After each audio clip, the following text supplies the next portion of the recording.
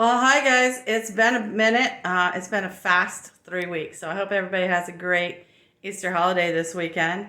And I thought I'd give you a quick tour of what happened in the flip house over the last 2 weeks. So in the first video, we were turning the house on. We had power, water, HVAC, hot water heaters, all of that was being replaced. And demo was about to begin. So there was a lot of stuff in here.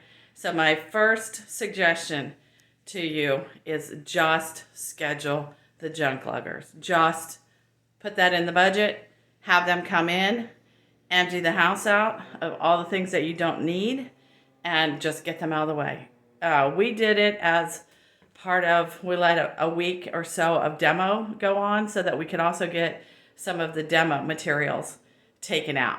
So that's a huge help for the guys, but it was just stacking up, so it was time. Michele, get the truck. Let's get this stuff taken away. So we had two trucks filled yesterday. You wouldn't have thought with the little bits of furniture that were in here and stuff, but it's a lot when you start stacking it up.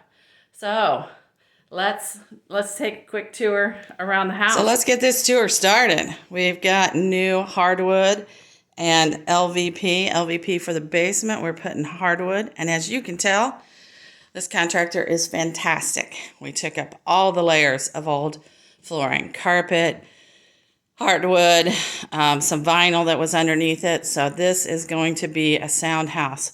So the only things left in this room are our supplies, except for the refrigerator and one mat that they forgot to take, but we'll live with that. Then as we go back over here, bathroom, no more wallpaper. Again, completely down to the subfloors. Everything's gonna be fresh and clean, just as if it were being rebuilt. So we got our lines for the ice maker for a new fridge. We've got dedicated lines for a microwave overhead over the range. And in this is my favorite little project. When we took the wall range out, we're going to put a little coffee station in there. That'll be cool. Let's go upstairs. So we're up in the primary, and now we're just down to the things we're going to put back. Mirrored cabinets, toilets, and everything else is gone. But we do still have our beautiful cedar closet. So that will be a nice addition for this home that was already here. So if you remember these bathrooms, we had tile on the walls and some tile on the ceiling. And of course, that didn't come off very easily. So we're down to subfloor here again and brand new sheetrock because just couldn't salvage the sheetrock once we started pulling the tile off. So this bathroom still is down to the studs. I know this is probably a scary thing for a lot of you, and you're probably seeing like major dollar signs. I'm telling you, this is nothing. It's not, a couple of grand. It's really not that much. And the other thing I want to point out to you, the cinder block wall, a lot of folks steer away from the older townhomes, and I'm telling you, we've got the best firewall between the houses that you don't see. Full cinder block all the way up to the roof line, but it's built into the walls, and you just don't see it like you do on the stucco ones. So this bedroom, empty. So happy. This one, no more wallpaper. I am so excited. I hung wallpaper, and once you have to take it down, you'll never do it again. I'd rather do something with paint than I would wallpaper, but that's just my preference. So as you can see, we have emptied out the upper floor, and it's time to get fresh carpet when they get through with putting things back together. Let's take a peek downstairs. When we last filmed, they were putting in the HVAC and hot water heater, and we had all of the ducts cleaned prior to the HVAC going in. So there's another tip for you. Make sure you clean the ducts when you get a new HVAC and just blow them out and clean things up. So in here, pretty much staying the same except getting new appliances. And now we can see the wine room. You're going to have to ask me about this treasure as time goes on. Haven't had the opportunity to really go through these bottles and see what he has.